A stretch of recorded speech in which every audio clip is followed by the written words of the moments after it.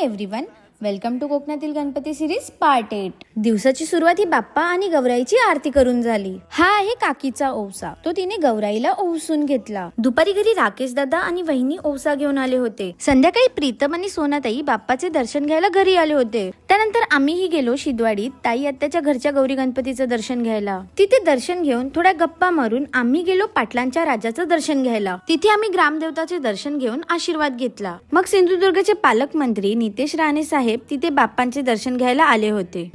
गणपती बाप्पा मोरया, मंगल मूर्ती मोरया, आपलं आयुष्य देऊन त्यांचं चांगलं कर माझ्यावर बरं। नंतर आम्ही गेलो बाबू अण्णांच्या घरी बाप्पाचे दर्शन घ्यायला। तिथे दर्शन घेऊन आम्ही गेलो आजीच्या माहेरी गौरी गणपतीचे दर्शन घ्यायला। नंतर आम्ही गेलो बाबू दादाच्या घरी आरतीला। मग आम्ही आमच्या घरी येऊन आरती केली।